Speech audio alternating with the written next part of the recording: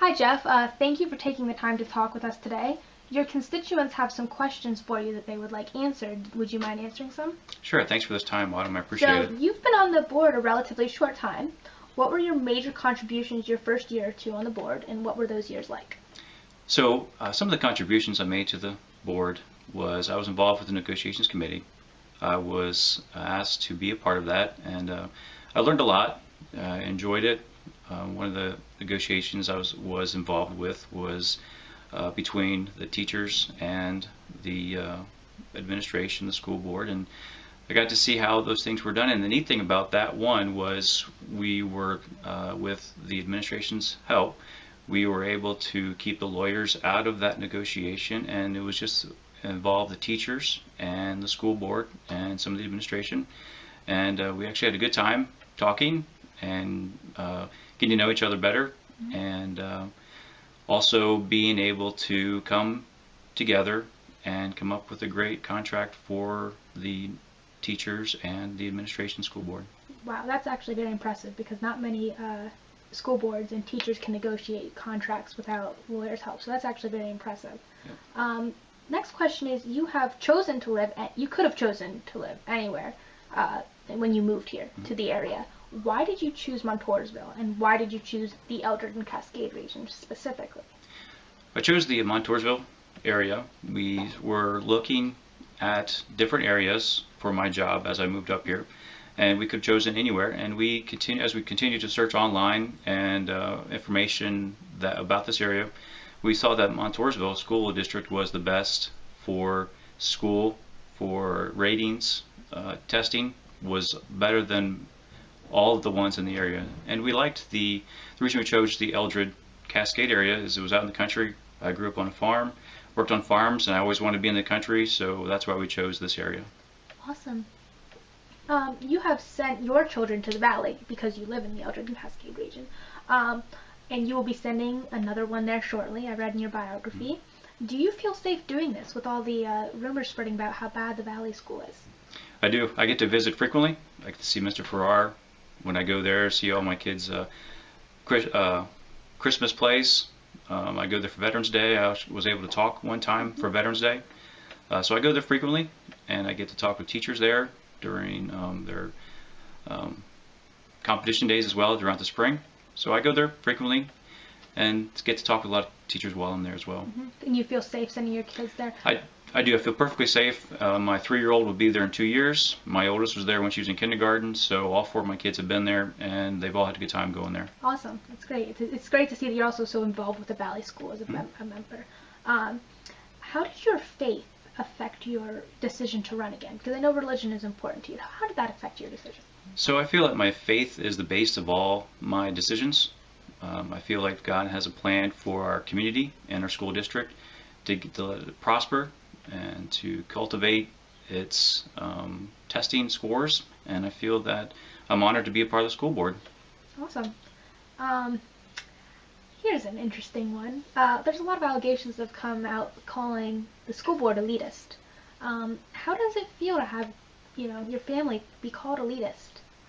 I'd say that I was very surprised the first time I heard it. I was for sure they were not talking about me, because if they knew who I was, they would definitely not call me an elitist. A little bit about my background, being a first-generation American, growing up on a farm. My parents would work for people on farms, so I couldn't afford college. My parents couldn't afford college. I went to the military to pay for college, so I feel like I am able to contribute to provide for my family. But to be elitist, I was very surprised to hear that. Yeah, that's pretty harsh allegation.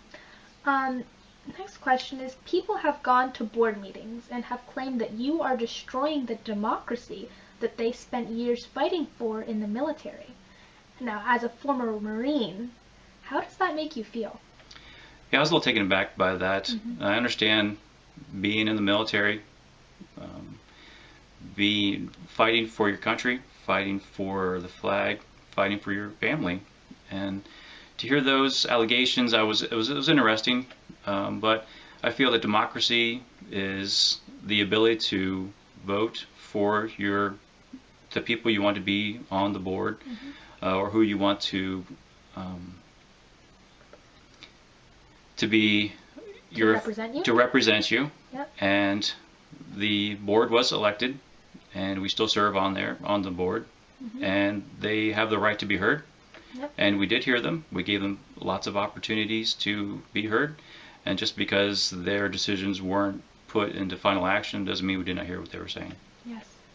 That's actually a very good point, because you guys had a lot of different opinions coming at you, and you couldn't make everybody's opinions happy, so it's good to hear you think that. Hypothetically, if you win and the other 4 do not, you would be one of the most experienced board members there with only 4 years of board experience. Who would you look to for leadership? Are you concerned at all about leadership in relative to the new group of members that could come on board? Yeah, actually I would be very concerned with this amount of people coming on the board. There's a lot to learn as a new board member. The first 2-3 years you're drinking on a fire hose, so a lot of decisions need to be made, critical decisions, and we need good, solid people on the board. Yes, yes. With lots of experience. Right, experience is key. Is that why you kind of are really excited about running with the running mates that you are running with? Because you have Dottie, who doesn't have much, she doesn't have any school board experience. You have Dave, who has some, and then you have somebody like Dale. Do you really think that that kind of hybrid of all of them kind of works out in your favor and really helps the board? I think it does. I think having different people from different parts of life helps tremendously with school boards. There's many times where we're talking during a meeting, and you don't remember or realize different people have different viewpoints, and it's good to bring those in to discuss them and go through those decisions with different varying viewpoints in our community. So from other people that will be on the board with more experience, Dale, Tom, all have lots of experience, and they're great people to work with. Awesome. Yeah, that's why there's 9 members on the board, right? Exactly. The final question we have for you is kind of one relative to a chain of command. In the school board, you cannot micromanage everything. There's a lot that goes on within a district. And some say that you should have toured the valley, and then you should have told teachers what to do if you saw any issues. Can you explain to us that chain of command and what that would have worked? Sure. So the chain of command is an interesting question, but when I was first on the board, one of the things I did learn was we're not there to micromanage, like you said. We're there to make policy and give direction. So we're not there to tell individual teachers what to do. That's not the job of the board. We are basically to stand back and take care of policy, make decisions on those, and guidelines for the administration for the teachers. So to go in and tell a teacher what to do, that's not the proper chain of command. The board is there to make policy about the school so the administration can take care of it. Final question that I'm kind of going to throw in here. What is your vision for the district within the next 10 years? Where do you think we would be relative to where we are now? My goal and vision for this school is to be able to provide our students, especially in high school, a very easy step into college or into their next step into their career. I always like having more AP courses, more languages, more education, more sports, if we can provide that. So as much as I can give the students in the school for their next career, for the college, I'm all for that. It makes their life a lot easier and to segue into their next step in their life. Yes, awesome. Well, that looks like it's all that we have for you today, Jeff. Thank you for your time. Thank you. Appreciate it. Yes.